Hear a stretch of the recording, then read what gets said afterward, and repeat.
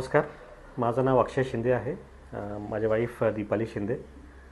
आमचा मुलगा निधीश त्याच्या कन्सल्टिंग त्याला इश्यूज होते, ADHD, सॉफ्ट ऑटिझम असे इश्यूज होते. तर 1-1.5 वर्षापूर्वी आम्ही सरांकडे आलो होतो आणि त्यांच्या मार्गदर्शनाखाली आम्ही औषधोपचार आणि बाकीचे त्यांचं जे सांगणं आहे ते आम्ही फॉलो करून आणि आता 1-1.5 वर्षात आमच्या मुलांमध्ये ड्रास्टिक इम्प्रूव्हमेंट आहे.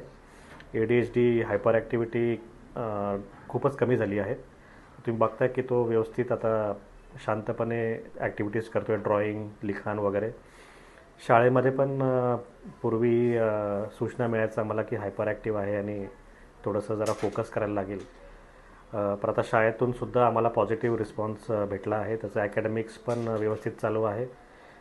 इतरांमध्ये तो खेळतो, मिसळतो, बाकीच्या खेळणे वगैरे ते पण त्याचं एकदम व्यवस्थित चालू आहे. आणि तो म्हणजे एकदमच आपलं त्याचं बालपण एकदम छान चालू आहे. तर थँक्स टू सर. त्यांच्या मार्गदर्शनाखाली औषध उपचारांमुळे म्हणजे आम्हाला काही सुचत नव्हतं आधी, पण इन ड्यू कोर्स त्याच्यात खूपच सुधारणा झाल्यामुळे आम्हाला पण जरा आता रिलॅक्स वाटून राहिलं आहे. So thank you sir. कसं आहे आता? निधीश खूप छान आहे. जेव्हा 2 वर्षापूर्वी ट्रीटमेंट सुरू केली तर तेव्हा म्हणजे लिटरली आम्ही रडकुंडीला आलेलो की आता काय करायचं किंवा याला व्यवस्थित उपचार मिळतील की नाही मिळतील. पण त्यावेळेस इथे आम्हाला म्हणजे येण्याचं सुचलं किंवा म्हणजे कळलं की आहे इथं अशी थेरपी सुरू.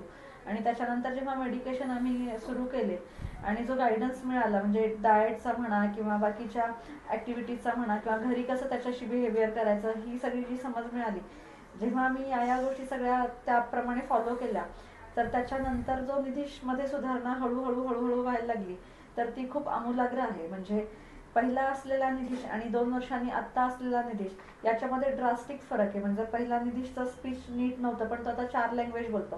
म्हणजे इंटर्न थोडक्यात सांगायचं म्हटलं तर जी लँग्वेज बोलतो तो आता लँग्वेज बोलतो आता तो इंग्लिश, हिंदी, मराठी, मध्ये फ्रेंच असते, मध्ये बेंगॉली पण असते. बोला फ्रेंच मध्ये बोला बरं.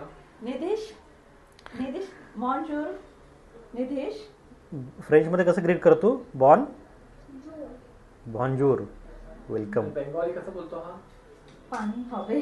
अच्छा, तुम्ही बेंगॉली आहात? नाही मराठीच आहे. मराठी आहे तो. काय टीव्ही इथून बेंगाली फ्रेंड्स वगैरे काय. तर 4 महिने बोलतो आता. म्हणजे बोलायचं का लँग्वेज काही? नाही आधी त्याचं म्हणजे 2-3 वर्षापर्यंत स्पीचच तसं आहे. मराठी पण नाही, हिंदी पण नाही. अरे वा. त्याच्या ऍक्च्युअली सगळ्या ज्या हायपर ऍक्टिव्हिटी एकदम सुपर पॉवर झाल्या म्हणजे कन्वर्ट झालेले आहे. इव्हन नॉर्मल पेक्षा पण त्याचा IQ लेवल पण जास्त झालेला आहे आणि त्याची समज पण खूप वाढलेली आहे. सोशल म्हणजे सगळ्या बाजूने निधीश फ्लश झालेला आहे. आणि मी म्हणजे सजेस्ट करेन की ॲलोपॅथीपेक्षा होमिओपॅथी इज द बेस्ट.